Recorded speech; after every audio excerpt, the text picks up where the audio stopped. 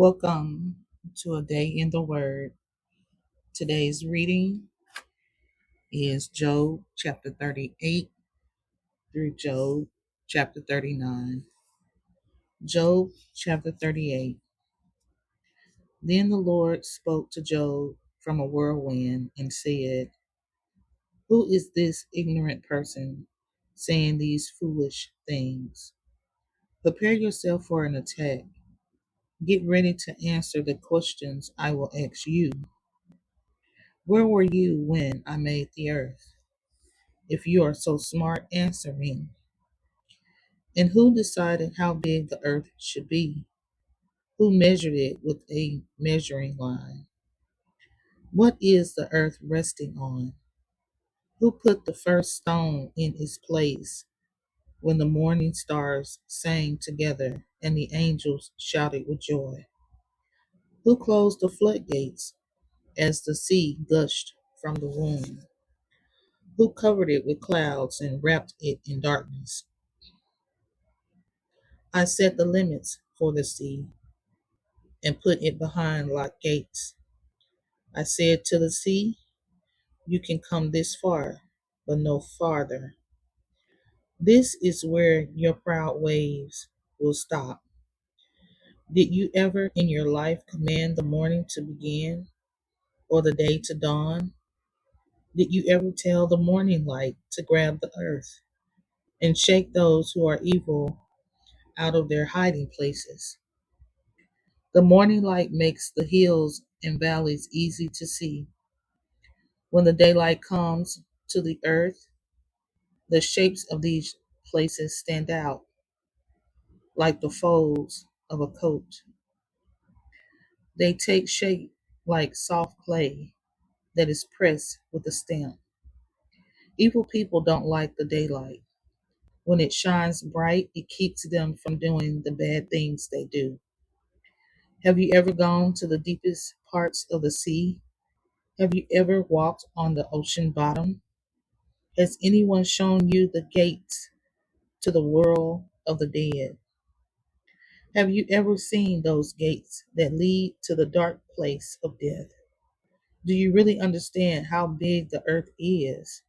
Tell me if you know all this. Where does light come from? Where does darkness come from? Can you take them back to where they belong? Do you know how to get there? Surely you know these things, since you are so old and wise. You were alive when I made them, weren't you? Have you ever gone to the storerooms where I keep the snow and the hail? I save them there for times of trouble, for the times of war and battle. Have you ever gone to the place where the sun comes up, where it makes the east wind blow all over the earth? Who dug ditches in the sky for the heavy rain? Who made a path for the thunderstorm? Who makes it rain even in desert places where no one lives? The rain gives that dry, empty land all the water it needs, and grass begins to grow. Does the rain have a father? Who produces the drops of dew? Does ice have a mother? Who gives birth to the frost? That's when the water freezes as hard as a rock. Even the deep sea freezes over. Can you tie up the Pleiades? Can you unfasten the belt of Orion? Can you bring out the other constellations at the right times? Can you lead out the bear with its cubs? Do you know the laws that control the sky? Can you put each star in its place above the earth? Can you shout at the clouds and command them to cover you with rain? Can you give a command to the lightning?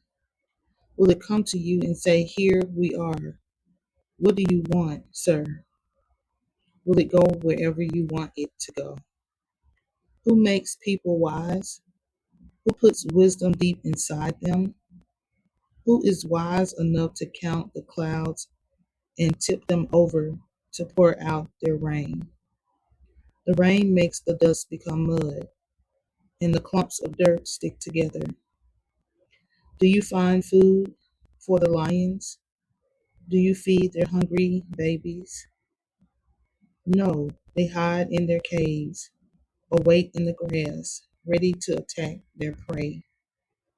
Who feeds the ravens when their babies cry out to God and wander around without food?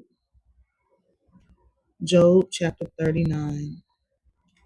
Do you know when the mountain goats are born? Do you watch when the mother deer gives birth? Do you know how many months they must carry their babies? Do you know when it is the right time for them to be born? These animals lie down. They feel their birth pains, and their babies are born. Their babies grow strong out in the wild. Then they leave their mothers and never come back. Who let the wild donkeys go free? Who untied their ropes and let them loose? I let the wild donkey from the I let the wild donkey have the desert for a home. I gave the salt lands to them for a place to live. They are happy to be away from the noise of the city. They never have to listen to their drivers shouting at them. They live in the mountains. That is their pasture. That is where they look for food to eat. Will a wild bull agree to serve you? Will he stay in your barn at night? Will he let you put ropes on him to plow your fields? A wild bull is very strong, but can you trust him to do your work? Can you trust him to gather your grain and bring it to your threshing place? An ostrich gives an ostrich gets excited and flaps its wings, but it cannot fly. Its wings and feathers are not like the wings of a stork. An ostrich lays her eggs on the ground and lets the sand keep them warm. The ostrich forgets that someone might step on her eggs or that a wild animal might break them. An ostrich leaves her little babies.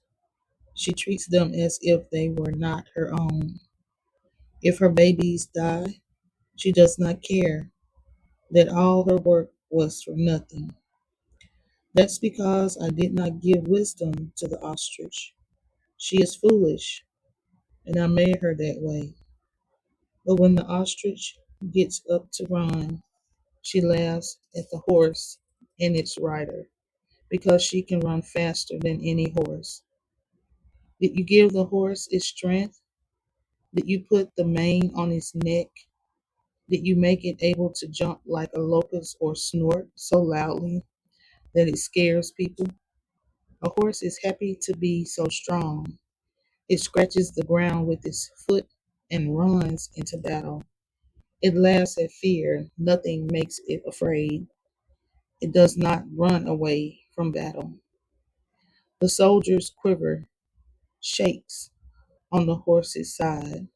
The spear and weapons its rider carries shine in the sun. The horse gets very excited and races over the ground. When it hears the trumpet blow, it cannot stand still. When the trumpet sounds, it snorts, hooray!